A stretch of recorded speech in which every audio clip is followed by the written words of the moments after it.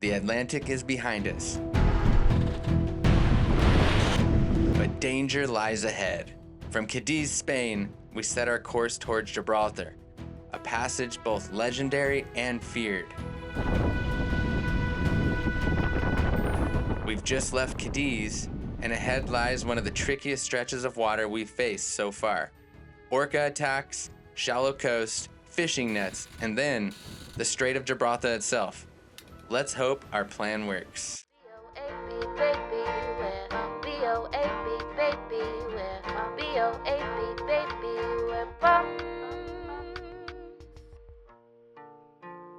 Good morning. We pulled the dock lines at 7:30 a.m. and we are headed for Gibraltar. So this should be about a day's sail. We're hoping to get there before dark. And the big thing here are the Orca whales. So we're gonna be doing our best to keep an eye out for them. We have a plan in case they single out our boat. And we also have a route that is what some say is the best chance you have to avoid Orca attacks. But this is gonna be a big step if we can make it to Gibraltar in one piece. Before leaving Cadiz, we needed to replace our starboard engine controls, port side turbo, among other engine repairs.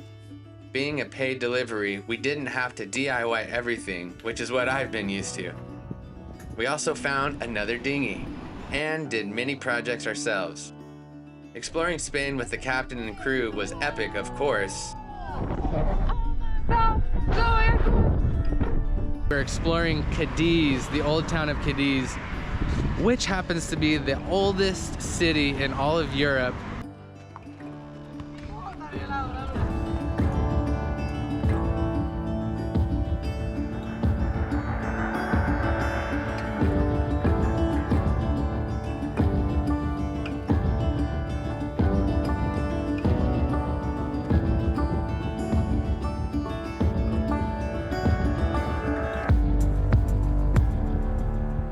But I had a night. You should have seen the other guy.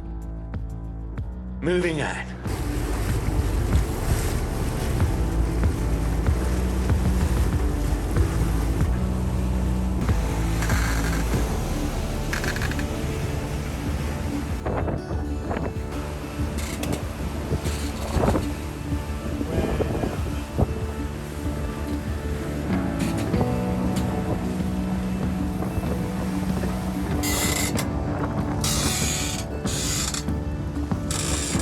We've just passed Trafalgar Lighthouse and we are now in the hot zone, the red zone where the orcas have been known to attack.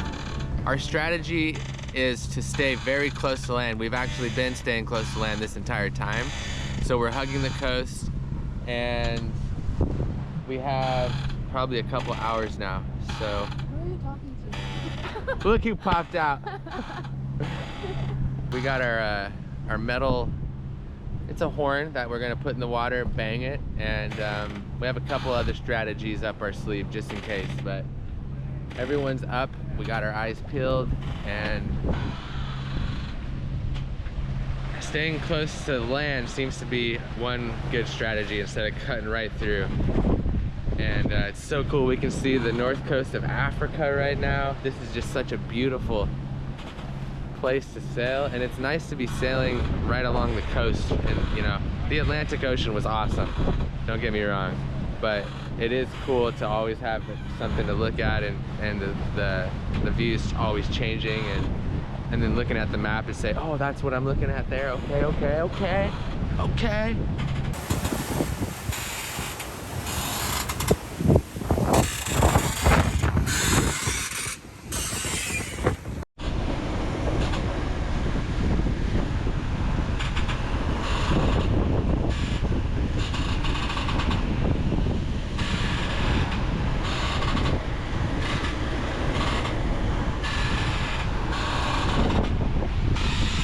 Alright, so we've got the tide with us. We're doing over 10 knots. It's such a smooth ride because we're just barely off the shore, and everything's going with us. We got a little bit following winds, following seas, very low sea state, so this is great. We're just flying along. getting through the hot zone. Everything's been good so far. We just had to dodge 2 big old fishing nets. They're taking all the tuna, which I'm pretty sure, come on, man. Sorry about the squeaking. They're taking all the tuna, which I think is why the orcas are attacking, because there are some massive nets here. But so far so good. 10.11 knots. And here's Karsten practicing some dance moves she learned in Spain.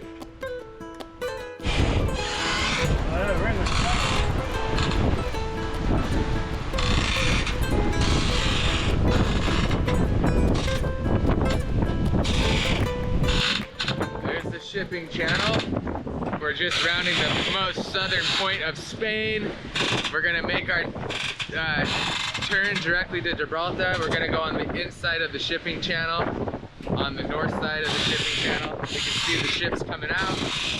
And wow, we were lucky enough to have the tide going with us, because that was ripping.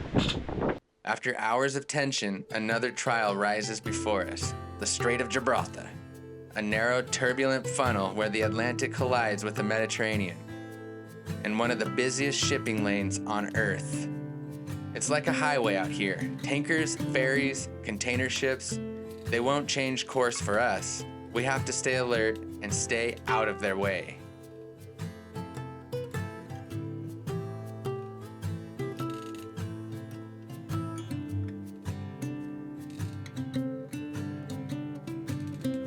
We're now on the north side of the Straits of Gibraltar. We're right in the middle of the Straits of Gibraltar. So we're flying, we're doing 9 knots. We're almost there. We got past the red zone of where the orcas attack, but still, I think we're being a little careful. We're hugging the coast. That seemed to work well for us, just staying as close to land as we could. We were really skirting the fishing nets, and no encounters so far.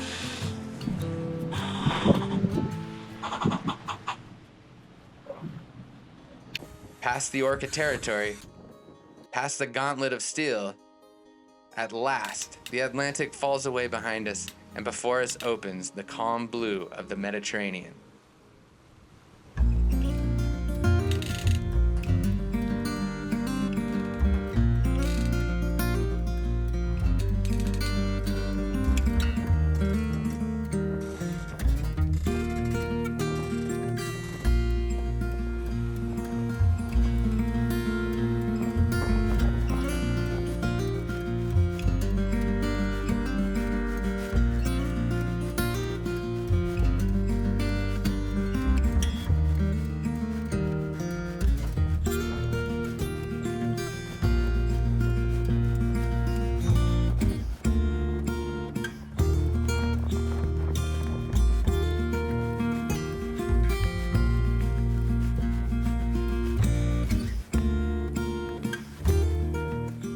Crossing the Atlantic was huge, but this reminded us of how fragile we are. One wrong move and the sea wins.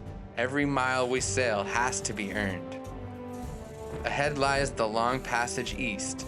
Storms, narrow seas, and challenges we cannot yet imagine. Our destination, Dubai. This was just the gateway. The Mediterranean will test us in ways we cannot yet see. But the journey continues 1 mile at a time. This is sailing. Fragile, uncertain, and endlessly alive.